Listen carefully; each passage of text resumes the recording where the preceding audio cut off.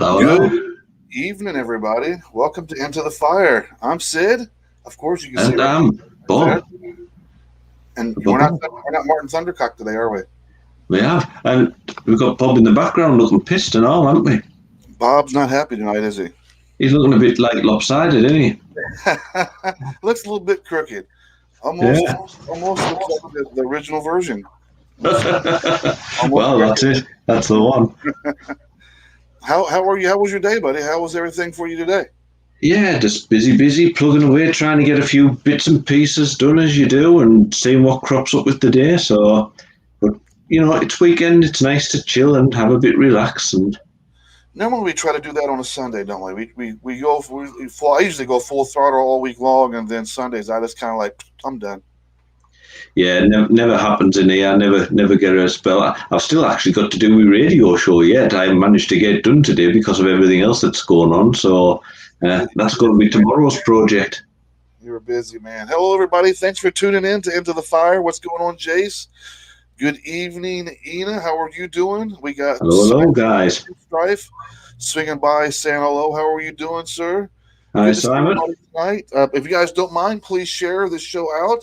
We got a good show for you guys tonight. As always, every show we have a good show, Bob. Do we ever We have do. yes, we do have a shit show once in a while, don't we?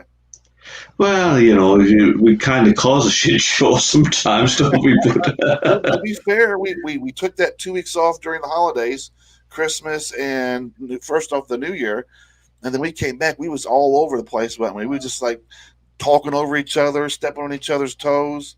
It was a fun first show back, wasn't it? it takes time to get back into the swing of things. It's funny, I've almost chilled too much tonight, bizarrely, because I've been working all day. And then a couple of hours ago, we decided to sit down and I can't remember what caused us to decide to watch the film, but we decided to sit and watch John Wick. So I've spent the last 2 hours just sitting watching TV with John Wick and then thought, right, stroll on up the stairs and go and Glad do a you brought show. that up, Bob. I'm glad you brought that up. There's a show, the movie I've been wanting to watch, that has the actor from Better Call Saul. I think is the name of the TV series. That main actor in that show has another movie that was directed by the guy who made the John Wick movies, right? So the Right. story is kind of like similar to John Wick. He was an old hitman, and but yeah, Breaking Bad. Ina says Mm-hmm. so. What he was kind of like a retired hitman. He retired, got married, had a kid, and something made him shit made him snap, and he like these bunch of John Wick action sequences. I'll tell you what, the show was called Nobody. Is the name of the movie, and Nobody. it's a fucking great movie. I watched that today. And I can't think what it was that decided made us decide to watch John Wick. There was something cropped up. We got on talking about him. Well, the character. And you know when you have one of those mental blocks and you think, what the hell do you call the guy we went through? Is it Jason Bourne? Is it Jack Reacher? And I was thinking, no, you know it's not the right one, but you can't bring the name. Then all of a sudden said John Wick, and he said, oh, good movie. Let's get it out. Let's watch it. So, It is a good movie, all three of them. I can't wait for the next ones to come out. yeah, I'm looking forward to it. It's quite interesting, but it is a big kick-ass. So that was me chilling out watching John Wick. Well, we had a good day then, didn't we? And it's going to even Uh, get better for me tonight because we're here in the United States. We're in the NFL playoffs. So wow. we're down to divisional playoffs this weekend. So there's a game going on right now. And then after I get off of this show, that game's still going to be playing. There's going to be another game on later on tonight, this evening. And then there's two more games tomorrow. And then we're going to start figuring out who's going to be. We're etching ever so closer to the Super Bowl. Yes. So tomorrow I got the countdown from hell. And then outside of that, it's going to be all football. Oh, football, eh? Excellent as well. So at least while you're distracted, I can have some peace and I can get on and do a radio show. Oh, like I bother you so much, Bob. No, you're all right. You're not too. It's one of those funny things, isn't it? That whenever you're thinking, right, I've got a quiet bit of time, I'll go and sit and do the radio show, and then all of a sudden your phone starts going ping, ping, ping in the background. Just mute the book. Simon says American football is like rugby, but not played by real men. What's defined by real men? But by Well, having I guess what he's trying to say in that is that you wear all helmets and padding and stuff like that, whereas rugby players don't. fair, I can take that. But isn't that actually taking a little bit more precaution on making sure the person is being safe playing that sport? Well, I suppose there's that. I can't really comment because none of them really float my boat, I've got to admit. So, I'm not big on rugby either myself, to be honest with you. I like football and I like basketball. I like MMA and I like bare knuckle boxing. I like stuff like that. I started getting into soccer this year. Your guys' version of soccer. I've started getting into that this year. I was going to ask whether when you said football, whether you meant proper football or American stuff. But But yeah, I've really gotten into this. Your guys' proper football in the UK, my soccer, your football. I got into that this year with you guys. You guys watched what was it? Some kind of championship stuff, and yeah, I was able to watch it here, and I was like, "Damn, this is actually fun." that's it. Yeah, we get the World Cup and we get the Europeans. Those are the two things that we tend to get a bit excited about. Enough about us, Bob. Let's just stop talking about us. Yeah, Tonight's show is not about us or what our likes in sports. It's not about us. I mean, well, it can be, but it's not about us tonight. no, it's about another quality band that we've got joining us. We get quality bands all the fucking time, and it's always us that fucks it up, isn't it? Well, yeah, pretty much. Imagine that. So tonight we got a great band on tonight. I did something I normally do, but I normally don't do it at this much of an effect to where I usually leave one or two videos out that I haven't listened to. Now I've listened to their song. I listened to these band songs, but these four videos I've not played through all the way through, and I've not listened to all four of these all at one time. So these will be kind of like new to me. I've listened to a little bit of them. Don't get me wrong, but I've not listened to the song in its entirety.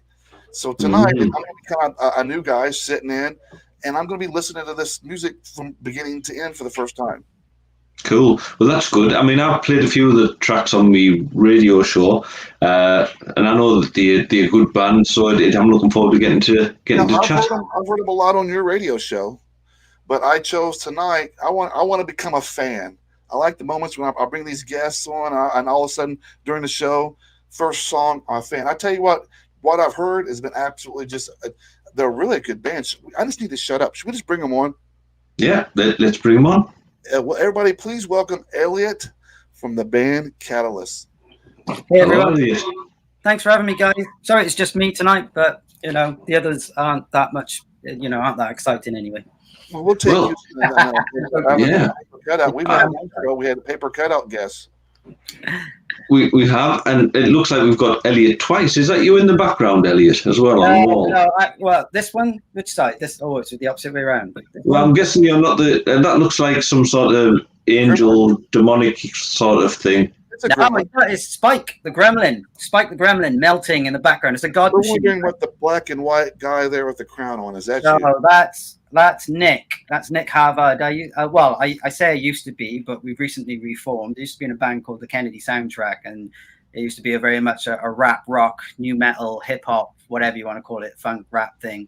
And that's hey Simon, that's my lead guy in that band, and I duped him into having a picture, and I wanted to have a painting made up of him like Biggie, Biggie Smalls, because he's my Biggie, he's awesome, and I love him to bits. And I got a friend who does great artwork, and I was like, hey man, I want you to do this, and he was like, that sounds amazing, and he knocked me that picture up of him right there. Well, I'm not being rude, but I was sitting there thinking, I thought it was like almost a portrait of yourself. There's a lot of similarities there. You know what? Yeah, he'll be really pleased if he watches this and hears that, because I'm way better looking than him, So what you're saying is I've just insulted you. No, honestly, I love him to bits. So no, I'm not easily offended, but he'll be made up with that, because he always thinks that I'm like a pretty boy, which I really am not. We have a tendency once in a while to insult our guests once in a while, so I guess you can slide by this show. Not easily offended. We try. We really try hard at this show. It'll just honestly duck and water me. That's what will happen. It's just water. If you're not offended by the end of this show, then I haven't done my job right. Okay. I normally offend Sid, so you're safe from me, I think, most of the time. I end up offending myself. You guys look like you have, the special relationship. They talk about that, in politics, the special relationship between UK and US. You guys have that. I can feel that across here. There is, there is a special relationship.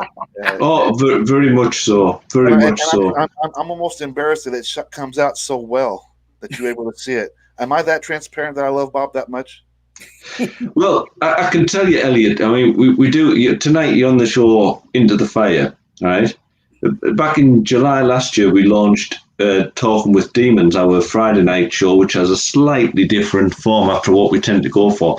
And one of Sid's early suggestions for instead of calling it Talking with Demons was Sid Bones Bob.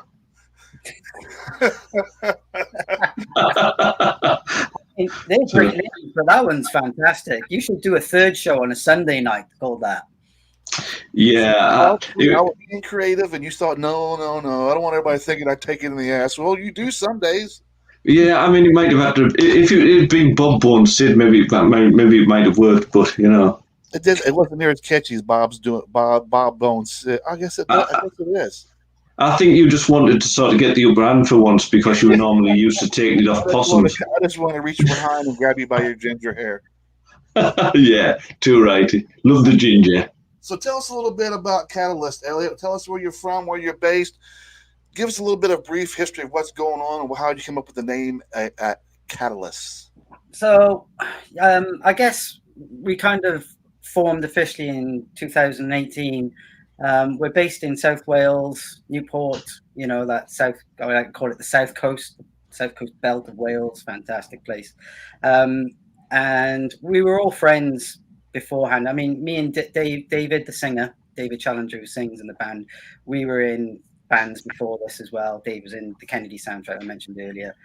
We go way back and have done loads of work together. And then the other guys I've known from playing in other bands around Newport, and obviously we shared bills together and done shows together. And so, yeah, we just came together. We started jamming and we weren't really sure where it was going. And then this sound started to form and we didn't really have a singer. So I tapped Dave up and said, I know you can sing, but are you interested in what we're doing? Have a listen to some ideas and some songs, some structures. And he sent the songs back like with full lyrics. He'd done the full thing. And it was just like, all the guys were like, wow, it's really good. And so that's how it kind of started. And then we started, rehearsing and writing on a regular basis. And we had these great songs forming, and we were like, we should really do something with this because we weren't too sure whether it was just a hobby, just for fun, just for leisure. We've all been in bands before. We've all, done the circuits and released things. And then we were like, we can't sit on these. We love them and we want to play them live and we want to record them properly and, birth them to the world in some way. So that's what we decided to do. Nice. And then COVID kind of hit by the time we were ready to do that. We were all ready to go out, do our first show. Well, say our first show, a few shows in. We were just about to leave Wales for the first time, just across the bridge in Bristol. And then March 2020, and then everything shut down. And we were like, oh, okay. So what you're trying to say is you think that COVID was actually an invention by the bloody English to stop you from breaking... Well, I wouldn't go so far as the English. No. I don't know. It was just... I mean, we still got the internet, so we wasn't really, moaning too much about it. But well, I mean, you should moan, Elliot. There was a lot of bands this year that suffered the same fate as what you guys have did. You guys come out with some really good material, then boom, COVID hits, and it kind of stopped everything dead in its tracks. And then people are trying to regroup and try to figure out new ways to be still relevant in the music scene. And it's been a bit. Well, it's probably getting that way now. It's probably still that way now, a little bit there in the UK now, isn't it? Yeah, we've kind of struggled to try and. I guess we're dealing with this push of bands that were sort of cancelled for 2 years and now they're kind of rebooked or they're catching up with those, rescheduling those shows. And so there's not a lot of room out there. So you really got to shout loud and fight for your spaces. But it's happening. And we've got some good shows booked coming up, catching up with what we should have done 2 years ago. And and hopefully we can just keep moving forward and playing more. I mean, we've written a whole other bunch of songs during COVID, so not only have we released what we've got, we're quite prepared almost to go into the studio and record another. But why though, right? But why though, right? You still haven't really had a good chance to go out and really support this EP yet, really, right? Though, right? No, that's true, but I'm quite happy that we're kind of a little bit, as well as being a little bit behind because of COVID, we're a little bit ahead of ourselves now by having that time, to It's nice to have a little bit of a stock of your songs set to the side that you guys have been working on. That way, when it's time, you guys, ready to hit the studios. Then you already got 20 or 30 songs ready to be planned out. Which ones you want to pick from what? Yeah, it's not so much. We don't really have to pick. We've got a bunch. We kind of just write the way that we want the song to be, and if it isn't really working, we don't try to finish a song. If it's not really working, we just work on the songs that we really want to finish and release. And we're quite hard on ourselves, so it's quite a refined process we do of something. We keep going through them until they're good enough to be what they are. We don't write 40 songs and pick 12, for example. Okay, so answer me this then, Elliot. So when you're starting off putting a song together, what is that feeling that you guys get when you know it's not working? Or what's the feeling that you get when you know that, okay, this is working? Depressed. No, I guess you just know. You just like it's when you're as close as what we are as a band, and when we've done as many bands as what we've probably done together, you just have this kind of telepathy between each other. You can feel, whether it's it's different when one person perhaps isn't quite convinced of what's going on. You can kind of, figure out, is it a structure thing? Is it a sound? Is it a riff? Is it the way it moves into different parts? Is the problem? But you when you all know when something isn't happening. I mean, I think the first practice back after our lockdown sessions, I was obsessed about this song I'd written at home, and I had this big intro, and it was all synthesizer, and I was like, no, just stick with it, and we'll just keep doing it. And we had about 3 practices where it was like flogging a dead horse, and I don't know why. I'm not usually like that, but I was like, no, come on, we'll just get it, and it just didn't happen. And then the best thing we did was just not do it, and then move on to another one. And that happens so much quicker. That's how it's supposed to happen. That's how it's supposed to happen. It's meant to be. It's like a look you guys give each other when you're jamming. You're like, all right, this is you guys look at each other and go. Keep doing it. Yeah, I think we've been known to fly a couple of cheesy sort of, I mean, particularly this band, we all know if we're all feeling it. I mean, for a start, the drummer, we had practice last Wednesday, unfortunately without a singer because he had COVID, but we just went in and did it anyway. And, the way the drummer was playing the drums that night, I think it just set everybody off, because it was just, after the first song, we looked around each other and went, well, we've dusted the rust off. Let's keep going then, dust off and crack on. And it was a really good practice. And I suppose it makes you all feel good when you're good. Some of my other bands, there's moments where you look at each other like that and you're like,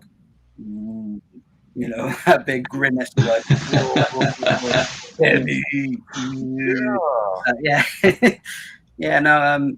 Yeah, I think because we know each other so well, we kind of know our personalities. We can work through anything with it. It's more like perhaps 4 against 1, but you just know when something. Or if 4 against 1 are like, this isn't happening, you need to listen, and it's like, yeah. And then when you do hit on something that works really quickly, and like I said, it's really effortless, it just you just remember exactly why you're in it for, and what you're doing it for. Somebody talked about the band. Well, I think we should play a video by you guys. What do you think? Yeah, go for it. Which one are you going to pick? We got all this build-up going on. We've met Elliot. We've got to introduce with the band name, where they're from. Only thing we haven't done yet is played any fucking music. Yeah. That's it, need to hear. Which one would you like us to play, Elliot? I don't know whether to be chronological with this or just go in. Yeah, no, let's go chronological. Let's go with Alive, because that was the first video. That's probably one of the first singles we put out, I think, from the EP. And yeah, I don't think it was the first one written, but let's go like that. We'll do that then. Well, all right, we'll go. We're hanging out. You're into the fire, hanging out with us right now, Sid and Bob. We're hanging out with Elliot from Catalyst, and this is their song and video, Alive. We'll be right back, guys.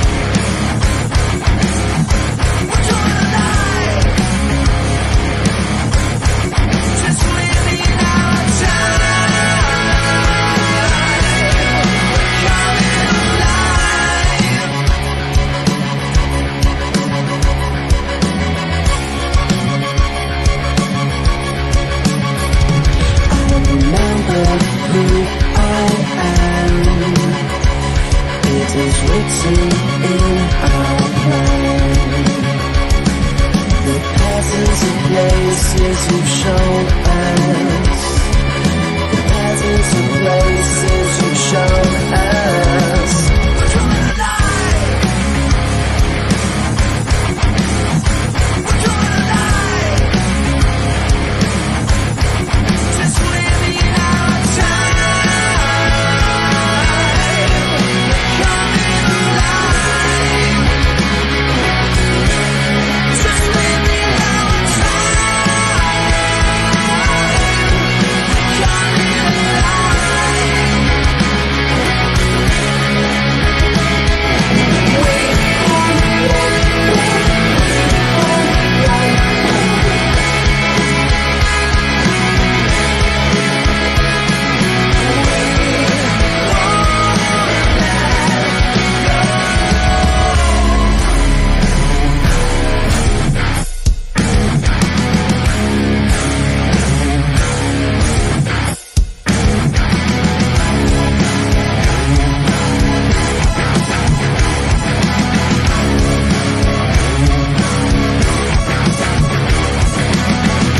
I see culture, upbringing, substitutes for authentic experience.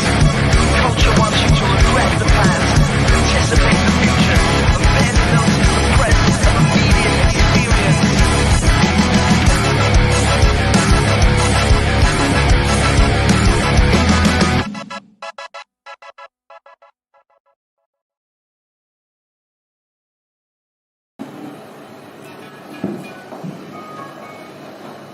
That's me. It's serious.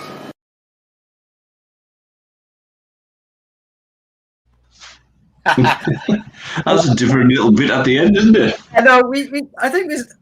I'm not sure if we did it on all of them in the end, but the guy we work with for our videos, his name's Louis Alonzi. He's great. He does everything for us for just the experience of filming and hanging out. I mean, he's a friend of the band, and he's just really patient with us, and we're really grateful for him to want to come along and kind of like experiment and learn with us as well. So this is I gotta be honest, guys, none of this is really like professional outfit at all. In fact, we're just a bunch of clowns around town having fun, really. So all that was set up by ourselves in our rehearsal room that we rent out every Wednesday, and that was the first video we did.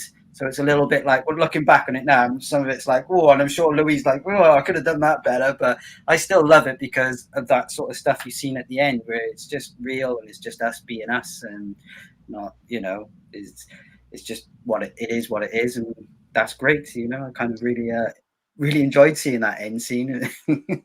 Yeah, it's nice. It shows a bit of the personality of you guys behind it, and it's quite interesting to hear you say that it's not professional and stuff like that, because I was sitting watching a bit of a documentary on Netflix just last few days on the band Rush. And I've got to admit, the band whose name I've known, but I don't really know much of their music. And I was sitting there watching it, and I thought, oh, there's some really good sounds in there, but they never really showed a lot of the music. They didn't play big, extensive bits of the track. And what really came across about the band was where they were just saying, oh, we're just doing it for the fun, we were enjoying it. They were trying to get people, trying to push them to being a bit more mainstream, and they were saying, no, it's about the music and just having fun and enjoying what we're doing, and we're doing it for ourselves, sort of thing. Yeah. And it was really good to hear. So good that I actually went out and bought one of their albums today. So, it's nice to see that, you're stuck with just having the fun, because success follows that, because people like to see the reality of it all. Yeah, I mean, I've not been really a big Rush listener. I probably can't name any songs. I'd know them if I heard them, because I'm just not good at retaining names for some reason. But I watched that documentary as well, and they were as individuals, the three that were just so talented. And when they moved together, they were very progressive, obviously, but they could sell you a melody with a complexity of their songs as well. I mean, Geddy Lee used to sing and play, just blows my mind really how he can do that. It's a bit sad because I think was it the drummer that passed away not so long back? Yeah. Yeah. They stopped playing, didn't they? Because another member had passed away before Well, that. there has been rumors. There has been rumors that Mike Portnoy from Dream used to play for Dream Theater is going to be might be replacing Neil because that was his childhood hero was Neil.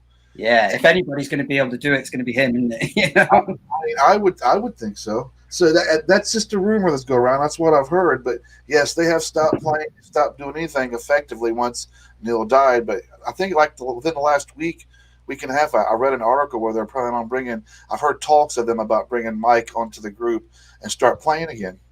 Oh, that would be awesome.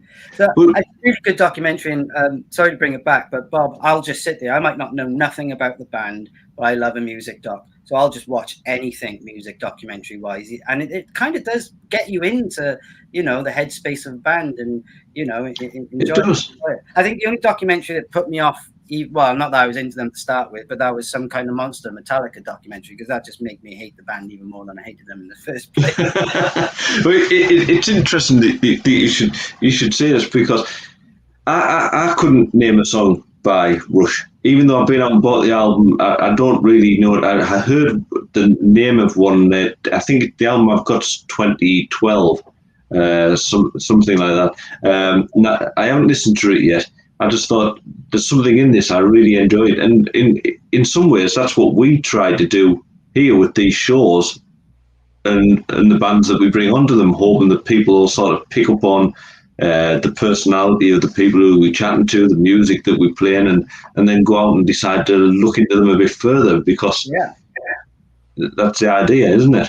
Well, that's always sorry, Sid, go on. So no, I was just agreeing with you guys. It's like saying I was never big into Rush either.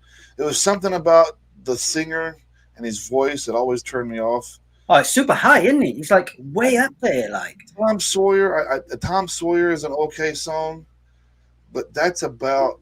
I think there's a few other ones that are really good, but I think what made Rush was their concerts. I think their live performances. Watching that, everybody goes to a Rush concert to go see Neil Peart put on an amazing drum solo. Yeah. No, agree. Yeah, it's, a lot of it is in the spectacle of the show and how you present yourself to an audience on that magnitude as well. I mean, it's different when you play in small clubs, especially when you're a big band playing small clubs, because suddenly the whole spectacle and vibe is like, you'd never see them in this size venue usually, and so it's but they get to really put on a big show on a big stage. I love bands that go out for all the theatrics live. I mean, I think Ghost is doing probably one of the best sort of live shows. And like bands like Rammstein go out and put on a hell of a show, when they're doing those big tours. I mean, that's what you've got to do when you're big like that, it's really, create a bit of a mythology about that, for yourself.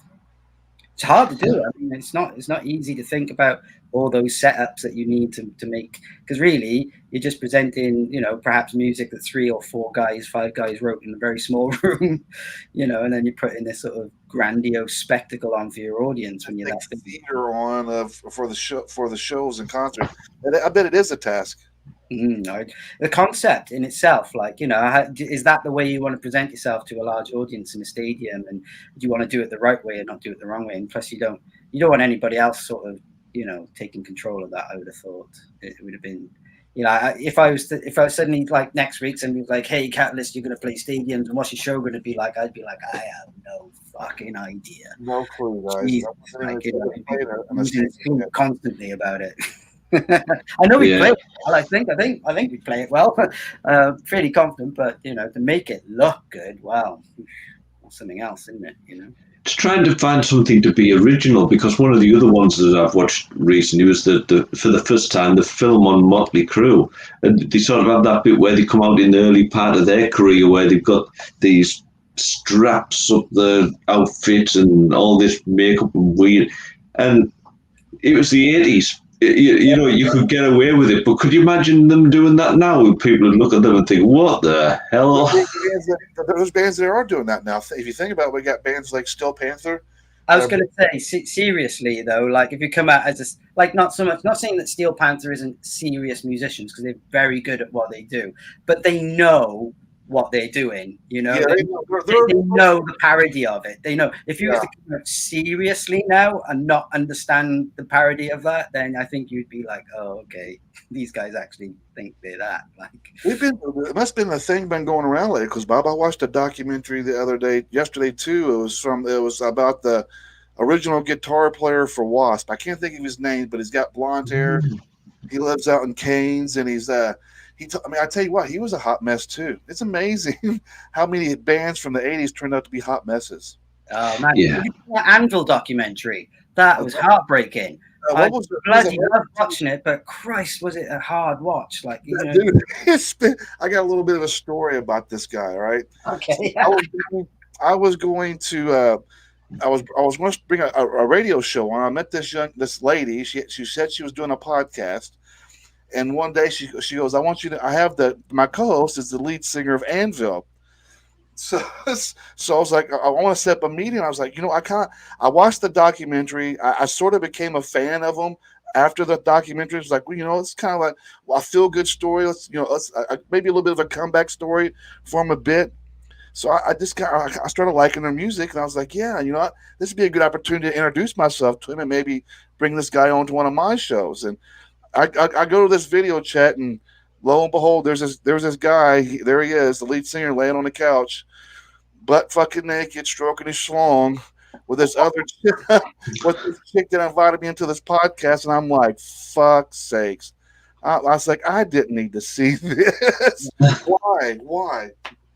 You're like, bro, I hope you're going to put that away. I was like that Homer Simpson gif where I just kind of faded into the bush. The wall. I'm out of here. This is not an interview. I mean, that's the thing with these documentaries, that you can kind of present bands in a certain way. I mean, the Metallica one just cracked me up totally.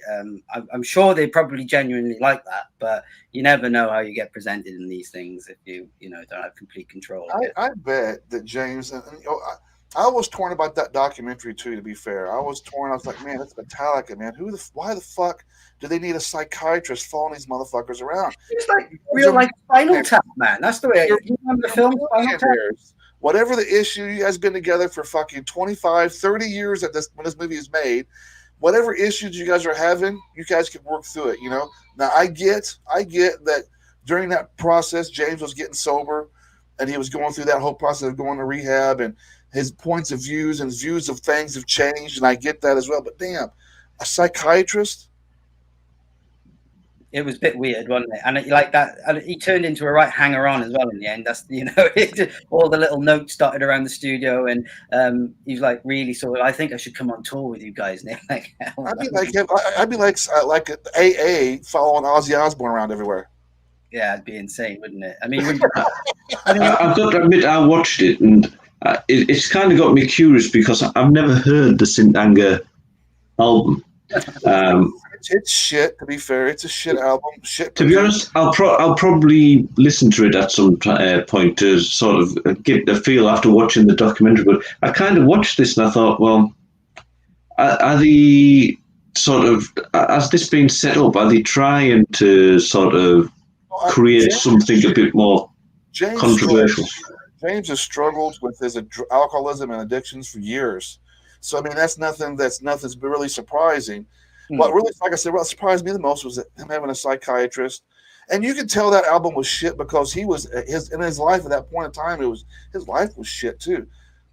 I think it probably doesn't help that they're in a band that if they do absolutely fuck all for a year, they still earn like in excess of $40 million. I mean, that's if they just sit in their ass and do nothing.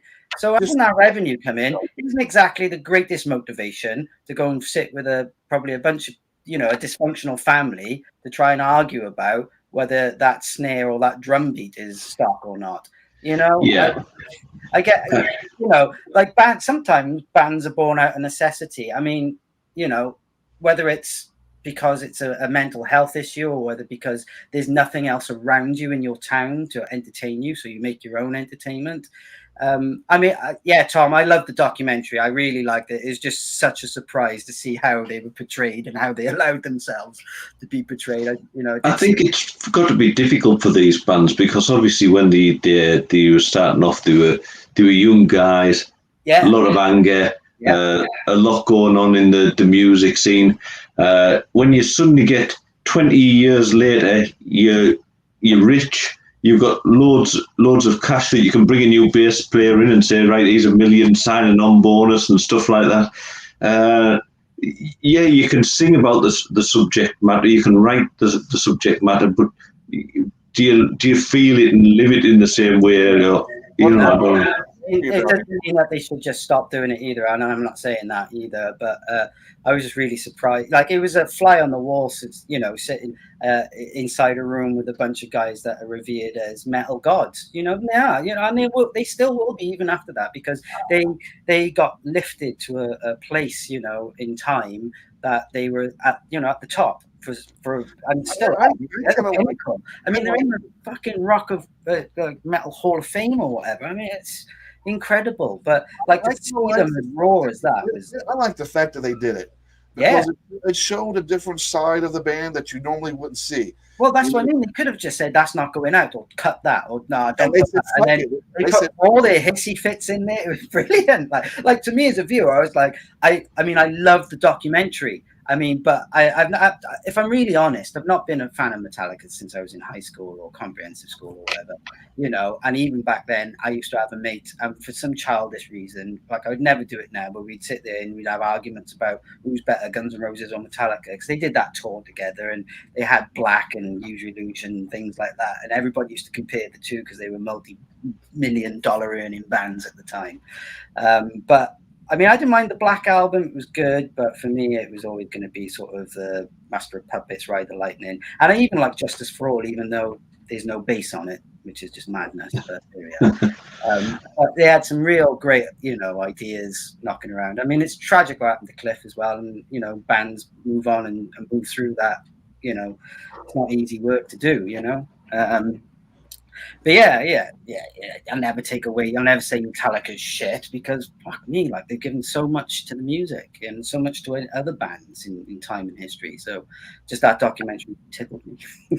Yeah, well, the music's just different, doesn't it? It evolves. It's like when we were talking about Rush earlier.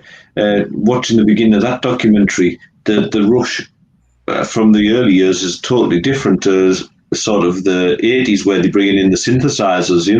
I'm sitting listening to the first stuff thinking, oh, that's right up my street, it sounds good, all the guitar work and stuff like that, and the drums. I'm listening to the synth bit thinking, I'm not so sure about this, but you try it, don't you? Well, that's kind of what happened with us. We knew that we wanted to do something a little bit different than just being a guitar-based rock band, so we started introducing synthesizers. I mean, in a live, there's one, I don't know, a little bit subtle or not so subtle, just pounding away there in the background. We program them. We don't have anybody playing them live. We program them, and we put them on a backing track. A drummer plays to a click, and that's how we do it live. And that's always been a part of our sound now. It's always just constantly trying to push different sort of things to add in, and just being guitar-based and vocal-based. So let's explore that, shall we, Elliot? Yeah, if you want. You want to pick the next video? So I think we released Other Side next, which was kind of like it's a bit of an epic long one, because the intro I think is like a minute, but it was kind of like inspired by that 80s synthesis John Carpenter movies where he used to do his own sound score, and then obviously famously the Stranger Things kind of ripped all that as well and copied the analog synthesizers, and so we kind of thought we'd do that, but then being big fans of bands like Bring Me the Horizon and Enter Shikari, Eskimo Callboy, and bands like that have great trancey hitting synthesizers pounding away in their music, we kind of wanted to build that as well. So that's what we did. We filmed this video for this one on top of a mountain. It took about 3 shoots, and it was winter, and it was very, very fucking cold. The girl that you've seen in Alive, if you're still on and you watched the Alive video and you've seen her doing the pole dancing, her name's Charlotte Scott. She appeared in 3 of our videos, and she's also in this one. She allowed us to set her on fire very kindly. Now you've got everybody interested for this video. They said, it was quite funny explaining to her. I said, I want you to come up to the forest and I want you to let me set you on fire. It's going to look really cool. And she was like, I've never been set on fire before. I was like, neither had I, but it's great. It's completely fine. And, and she trusted us and she looked great. And the boys, it was our first sort of real sort of, we're doing something a little bit more, pushing the boat out for us, again, DIY, just us and Louis, a drone, a handheld camera, and running around the forest like a bunch of lunatics. So, this is the other side, and I hope you enjoy it. Guys, you're watching Into the Fire. I'm Sid, and this is my buddy Bob. I got it wrong that time. And we're hanging out with Catalyst, and this is their video. The Other Side. Will be right back.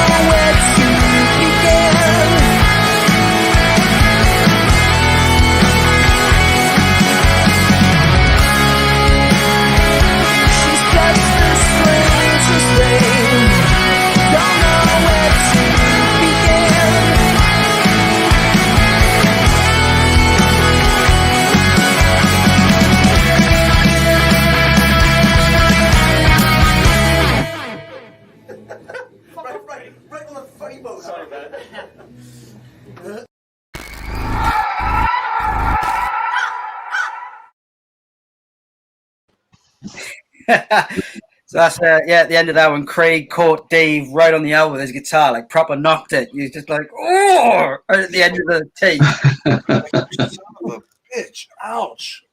Yeah, It doesn't feel yeah. funny. That video was so much fun to do. I mean, it wasn't at the time, but when we look back at it, and I'm not sure, somebody said thanks for the quality of this video. We had no idea what we were doing, and when we seen it, like we couldn't believe what Louis had done for us. It was so very nice, and yeah. Oh, it's really good. Really good. Entertaining. It keeps your attention, doesn't it, throughout? Yeah, I'm a big fan of Twin Peaks. So I wanted to try and do something that was a little bit sort of off the wall, didn't really make much sense. All I knew is that I wanted to keep Charlotte in it as sort of a bit of a character of some sort of like, I don't know, some sort of, weird entity, spirit, demon, whatever you want to call it, really. She might be, the devil inside of us all, really, that brings the worst out of us, or perhaps an angel that brings the best. I don't know, whatever. But we were certainly scared of her, and we were running away from it. And then when we found it, it wasn't as bad as all that in the end. I love the song. I love the beginning of the song. That all the synth work in it just was, I think, was spot on. Cheers. Very well. Yeah, cheers.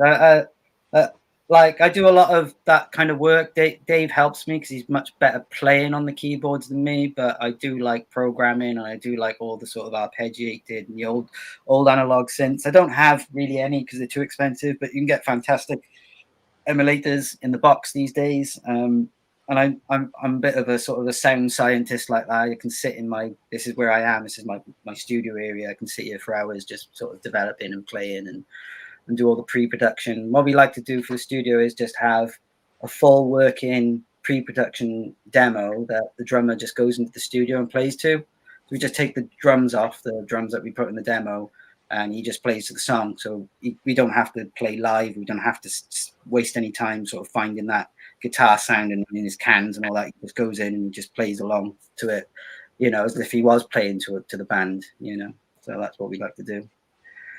So it takes a bit of time and a preparation to sort of execute these songs, but yeah, we love doing it, so that's what we do. That's what it's all about. How long you actually been playing yourself then? I just want to thanks Tom. If he's watching, he will love that you said that. He is a fantastic singer. I love him. Been working with him for years though. I guess I started playing guitar at around 14. I really wasn't very good. I'll be completely open and honest. I'm quite old now, so it's been a while, and I'm still not that good.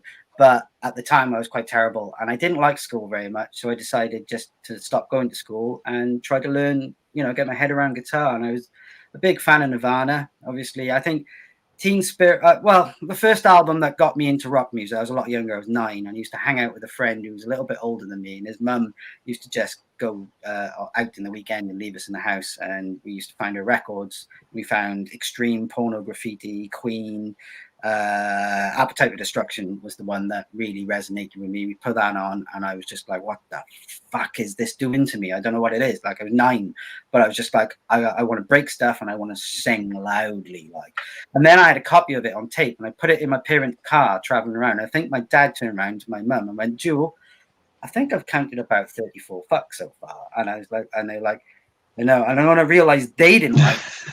I fucking loved it. Do you know what I mean? I just liked it even more for the fact that my dad was like, oh, I can't play that awful music in this car. And I was like, no, I have to. Taking me to the place and playing my music. And then that kind of transcended to sort of getting interested in bands. Because my friend who's very close to me, he was a bit older. He'd sort of feed me these cassettes. And I remember putting in Nevermind for the first time, and just there was first 16 bars of Teen Spirit playing, and I was just stopped it, and I was just like, what the fuck just happened? I was literally like, I couldn't explain what I was feeling, but I just pushed rewind and started it again. I must have just not even got off the intro for about 10 minutes. I just kept going. I was like, this is fucking incredible, and so my love for sort of grunge and actually just understanding that anyone can be in a band came from Nirvana in that era. You just get a bunch of mates in the basement, and that's what we fucking did. I got and played Green Day covers, and Metallica covers, and Nirvana covers in my friend's parents' shop basement, where we used to steal Mad Dog 2020 and Thunderbirds and get royally fucked up at fucking 14 and 15. Just playing awful covers, like, you know. And then eventually I got caught that I hadn't been to school for like 9 months of the year. And I remember being sat in, and I'm not advocating this. If anybody's got kids or if you're still in school or whatever, you need to go. But like I was given a choice basically of I can either try and do my exams, or by the time they tried to take my parents to court because I wasn't going to school, that I would left and it would have been done and dusted anyway. So, I mean, I gave it a try, but shortly after that, I went to Crosskeys College and did a sort of BTEC music course, which was the best decision I ever made in my life. It really was. It was like kind of like, all I can call it, like the Woodstock of education, where everybody in the South Wales Valley descended on this college and was allowed to turn guitars up really loud and play in a room together on campus. And that was what you did for fucking 6 hours a day, pretty much. Or you hung out smoking pot, whittling guitar in the, you know, in the park opposite or something. And that's where I met Dave, the singer, and we've been in band since. And I think I tell this story all the time, but I remember seeing Dave in the room, in a studio room, singing an acoustic guitar. I thought, fucking hell, that guy can sing. That's amazing. But he never really did anything performance-wise. And then, like, I couldn't sing that well. I'd give it a go. I'd play like Stereophonics or Oasis songs, easy acoustic strum-along sort of shit. And I remember doing like what they call a performance workshop on a Friday afternoon, where everybody had to go and watch people perform. And I remember doing something not particularly that well, but Dave, many years after, decided to admit to me that the only reason why he started singing and singing as well as he fucking did was because he watched me sing that day and noticed that all the women were like, fuck, he's singing. Oh, isn't that so cute? Isn't he nice and all that? And like, when I get it, I can sing better than that. I'll get all the girls. And he, you know, he fucking could sing better than that, but he didn't get all the girls. So, you know. Yeah, I mean, that was a fantastic story all the way through. But I think the bit that really thrilled me was the idea of your dad driving along counting the amount of fucks that's on Appetite for Destruction.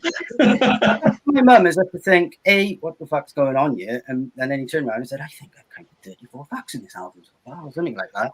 And I don't know how many's in there, but at that moment, I knew as soon as they hated it, I was going to love it, you know, and that's pretty much how my relationship. My parents didn't really have good musical taste. They had like a Queen record, News of the World, which I was obsessed because they had the big Iron Man thing on the cover, you know, breaking. And as a kid, like, and I grew up in the 80s, so I had all the best cartoon shows in the world on Saturday morning, and the artwork on that was just captivating. And then obviously Flash Gordon growing up, so I knew a bit about Queen, and that's kind of where I had a bit of rock from my parents, but that was it. My dad was proper Stock Aitken Waterman dance shite, like, you know, in music 10 or whatever he had in the car. It was just God. My first gig, I'm ashamed to admit it, but the first gig I actually went to, he took me to go and see Jason fucking Donovan from Neighbours, like, singing in Newport Leisure Centre. I was like, you might not know who that is, Sid, but it's this soap opera in the UK that was like ridiculously popular growing up in the 80s, and then one of them became a pop star. Thundercats, yeah, all that, man. Ulysses 31, you know, all the Japanese animated westernized American stuff I grew up on. I loved it, and I still love anime now, but it's a whole other debate, that is. But yeah, I didn't really have a good musical background from my parents, really. So my mate mum, who used to leave us, and we used to raid her records and alcohol cabinets very underage, I'm so grateful for, because really, if they hadn't done that, I might not have found music as early as I did and when I did. So they finished Lost Cities of Gold, and I actually did a second season. I think they did it like in mid 2016. So whoever's asking about Cities of Gold, there's another season. I'm not sure. I haven't seen it. It might not be any good, but they definitely finished the original one. Great. Yeah, so that was kind of like my journey. I kind of just stopped going to school. I did college, and then when me and Dave left college, I was also in college with a guy called Rob, who I grew up with in my hometown. I should have mentioned that, but he was a guitarist, and you know, he was like a brother I never had, because I was an only child growing up. We decided that we weren't going to go to university, and that we would just be in a band. just fuck all that. We just side work. We'll get some shitty jobs or sign on or some shit like that, and we'll just be in a band. And we formed this band called the Kennedy Soundtrack, and was lucky enough to get a record deal for a few years in the early 2000s. Went to New York, recorded, did Reading and Leeds festivals, supported Pink. Pink picked us out to support her for a couple of dates. And all that came to a big crashing end about 2003, 2004, as it does for some bands, because we were far too young, and it was before MySpace, before the internet, essentially, before iTunes. You still had to print CDs and go and peddle them in record shops and stuff like that. So the world's changed a lot since then. It really has, hasn't it? Yeah. And so that kind of led us to doing what we did with Catalyst, was that we just said we'll release singles. We haven't printed any physical media yet. We may do the EP a bit later on, perhaps. But we decided to go through this track by track. And then once we were happy with the number of songs and what the songs were, to group them into an EP on streaming sites.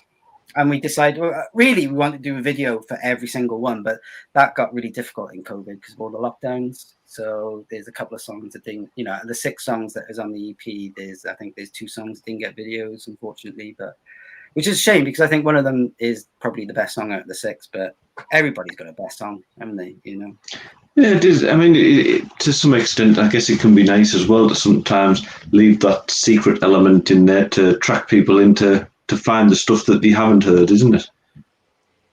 Yeah, there is that.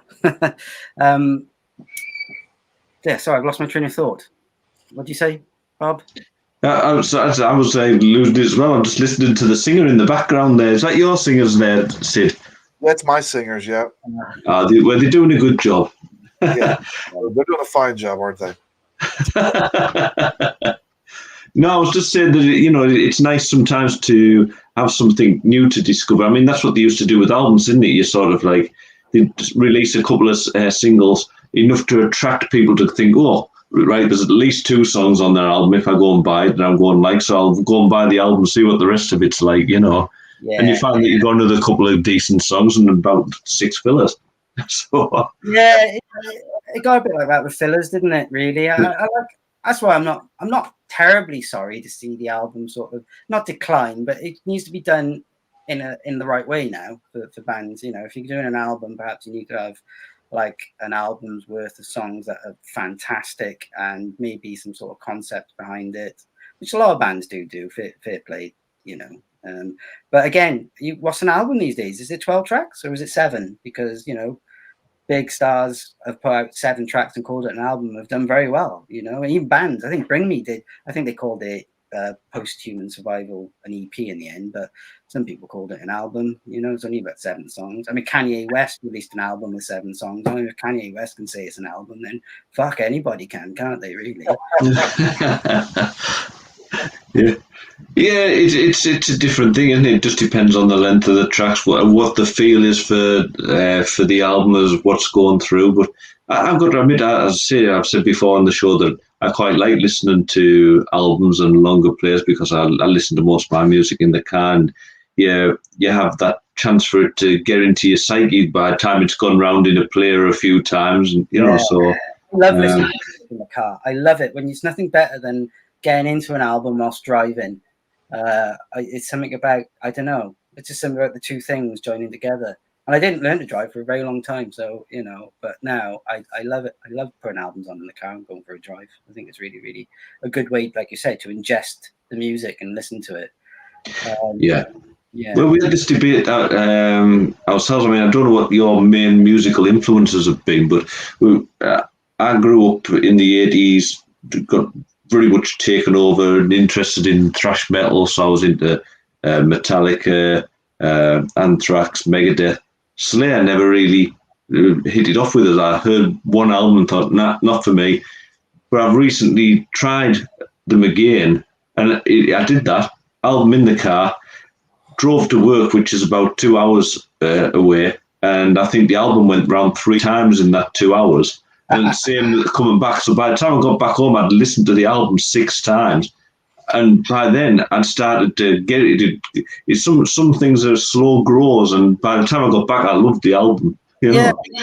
I can relate to that. I joined a band just to help out playing bass, and they were a bit older than me, and they were very much from like that sort of 70s metal sort of era, or Mm. rock era. So Zeppelin, Sabbath, Deep Purple, and that kind of vibe. And I was like, I never really kind of passed, and it sounds ridiculous, but I never really listened to those bands when I was learning guitar and stuff. I was more like sort of punk rock and punk rather than classic rock. Do you know what I mean? Or Yeah. metal, really. And so I started having to listen to them, and then I kind of like rediscovered why these bands are as huge as what they are. I mean, I fell in love with Sabbath and the bass player, Geezer Butler, the bass player from Sabbath. Mm. So I crap with names. Oh man, that bass player is phenomenal. Like he just made the band pretty much to me. Like I'm never going to say about Iommi and the sound that he created, but that rhythm section in that band is fucking incredible. And then I went back and sort of listened to a bit of Zeppelin, and then I watched classic albums, Deep Purple, Machine Head, and then I fell in love with Machine Head. The whole concept of how they went to France and the hotel burnt down because Frank Zappa fans burned it down with a flare, and that's how they wrote "Smoke on the Water" and had to go and be held up in this other like foreboding, cold, empty hotel, like and they just quite miserable experience. But then they produced this fucking incredible album from it. It's amazing, Machine Head. And then I was just like, shit. I mean, I played bass as well. And I played bass in that band. I was like, fuck me, I need to step up in this band a little bit more. Like, it's just a bit of an eye opener. And I really enjoyed that. And I still enjoy those bands now. And sometimes, like, going in, like, stuff people say, oh, you should listen to so I used to be a little like, oh, no. I mean, not so much tunnel vision, but I know what I like. And I know, but I clearly didn't, So, yeah. Quite open-minded on listening to stuff. No, I can certainly understand that. I mean, I actually went through a period where I went onto there's this thing on the internet. You can all go and check it out. They call list challenges, and there was this list where it's the top their consideration of what they think are the top 100 albums. I think they actually go up to 500, but you can break it down to the top 100 as well. How many do you have? And I went through this list, and I think at the time I had 33 of the top 100. And I thought, Christ, that's not a lot. Yeah, I thought I quite like music. How good are these albums that I'm missing? So I actually started going out and collecting them. I think I've got about 98 of them now. That's and cool. I've found that it goes through jazz, country, there's punk, metal, all sorts of different albums on there. And it introduces you to different fields. Send me that link. I'd be interested in that myself, I think. Yeah. We all get a little bit of tunnel vision or stuck in our ways. I mean, the older you get, it seems like there's less chance of you discovering something new. So I'm not kind of forcing myself to listen to things when people say, oh, you need to listen to this. And I might not do it straight away, but I will eventually. I guess I was backwards because I was really kind of like set in my ways when I was younger about I'm only listening to certain kind of music. Now that I've gotten older, I've noticed that my range of music that I'm liking is getting more wider. Like I would never have thought 20 years ago that I would listen to one single country music song. And I catch myself listening to country every once in a while. I would never have thought 20 years ago I'd be listening to folk music. I listen to folk music now. So back then I would never listen to anything but hard rock, metal. Now it's like I'm all over the place. Maybe. Yeah, well, this is why I've never heard St. Anger, because I sort of went with metal up till the early 90s and then sort of drifted away. I started exploring different music, like things like your Nirvanas, your Oasis, there's various other bits and pieces. So then various Beatles, other albums that came along. And I came back to metal about 4 years ago. And I still love the same albums I did years ago, but there's a lot of that's been released in the meantime that I've never heard. So like, it's funny, isn't it? Because like, I'm in a rock band and I love playing sort of heavy bass riffs. It makes you feel good in the room, I think. But I very often I like some funky house music as well and dance music. I'm a big Daft Punk fan. I love Daft Punk. I like some cheesy mainstream sort of electronic dance music. I like Calvin Harris. I like David Guetta. I like Skrillex. I like the bit of the dubstep stuff as well. I love, To me, if it's a good song and it feels good and it sounds good, it's got a hook or it's got some sort of earworm where you hear it once and then you're humming it and you're like, oh shit, what the fuck's that? Oh yeah, it's that. Wow, that's really good. Then I'm kind of hooked on it. It's like people say, oh, it's mainstream, or whatever. I don't know. I just think if it sticks in your head, it's got to be good, isn't it? You know, if you walk away, you listen to it once. I got to the point when I've gotten older, it's like I don't even care what genre it is anymore. If it sounds good, if it makes my soul feel good, if I'm able to connect with that song in some fashion, I don't care what genre it is. Yeah, I went. Me and Dave, just on the fly, went to go and see the Prodigy in. I think it was November. Might have been November 18. Think so. You'll have to correct me if it's not. It was one of the last tours they did, the Notorious tour with Keith before he passed away tragically, and it was probably one of the best shows I've ever been to. It was rammed. The venue that I go to is the Motor Point Arena in Cardiff. It's usually got a shit sound, but it was rammed to the ceiling with every possible generation you could think of, like old school 90s ravers right way through to modern day kids who are into the heavy stuff, right the way through to the sort of the grime sort of rap guys even being around. Like, and fair play, it was probably one of the best shows I've ever been to. It was so intense and immense, and I kind of come away, I think, at that point thinking there's no real boundaries, is there really now? You don't have to be defined. You can be whatever. I mean, you could always be what you wanted to be, but I guess really what I'm saying is that even the magazines and even the PR and the machines about music now understand that there's no walls. They're completely torn down now, and you see bands like Wargasm and Nova Twins and things like that really smashing the boundaries between rock, pop, and heavy dance, and all these different kind of sounding stuff. And it's great. I think it's fantastic. Everything seems to be quite exciting. I mean, like Bring Me the Horizon. I love Bring Me the Horizon. They said that they were never going to be the best heavy metal band, so they would be the best heavy pop band, and it's so true. Like they are probably the best heavy pop band out there. Like, I really like. Well, yeah, They got some really good.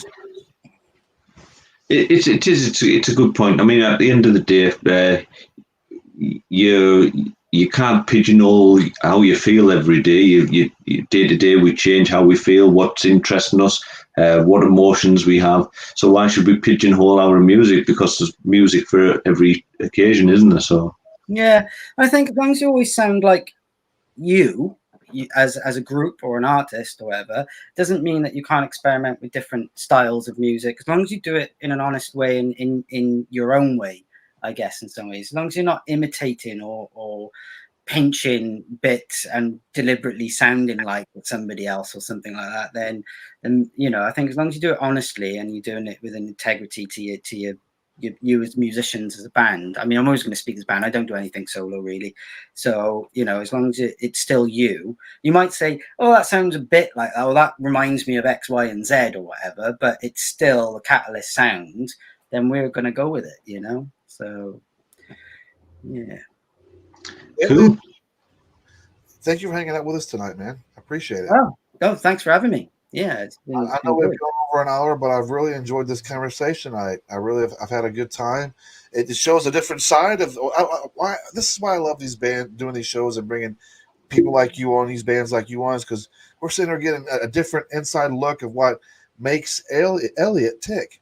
We got to hear a little bit of history about you, where you started from, and plus we got to talk about documentaries. I mean, how many interviews do we sit around and talk about other bands?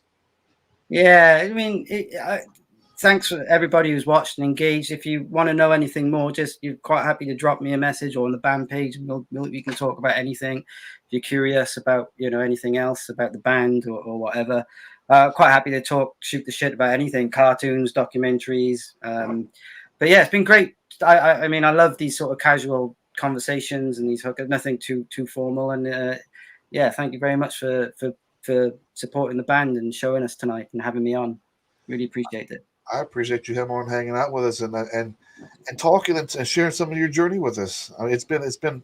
I enjoy your music, and so I know Bob does. Bob's one of the founders. Certainly. But today was the first time I've seen some of his videos, and I'm like, man, these songs are just really good. I like how you guys how you just mix things up. So much success to what you guys do in the near future. If anybody out there is watching now or later, be sure to follow these guys right here on Facebook. Just go up in the key bar, type in Catalyst. It'll take you right to their Facebook page. Like, follow. You'll have all the up-to-date stuff that's going on with the band. Outside of that, thank you once again, Elliot, for hanging out with us. I'm going to let you pick. I know we had 4 songs picked for the night, but we're going to end with one. So I'm going to let you pick which one of the 2 that you want to be played for the end tonight's show. Ooh, tough. I mean, you can find all the videos on YouTube anyway. Our YouTube, you can watch some stuff, and we're on Spotify as well. So just go and check out if you're into it on there. But I think I'm going to pick our title track from the EP, and that's Sparks. Yeah, so we filmed that around some places in South Wales, Severn Bridge, Newport, and whatnot. And so, yeah, it's quite iconic, and we really enjoyed doing this video. So something that Louis did a fantastic job on. Again, we tried some different things. So, yeah, let's go out with Sparks. Elliot, thank you once again for hanging out with us tonight, man. I appreciate it. Everybody, thank you for tuning in tonight. We appreciate you guys' support. So please be sure to go follow Catalyst right here on Facebook. Find them on YouTube. Give them a like, follow, smash that subscribe button on their channel. And guys, I will catch you guys tomorrow on interdemonmedia.com for the Countdown from Hell. That's going to be tomorrow live with me, hanging out with me, doing the countdown. Your top 10 that you guys picked. And there's a little mix-up in this week's countdown. So be sure to tune in tomorrow, guys. Hang out with me and everybody else here at the Interdemon Media Cast for the Countdown from Hell. Outside of that, you guys have a great night. And this is Elliot from Catalyst, and this is their song, Sparks. You guys have a great night, and see you soon.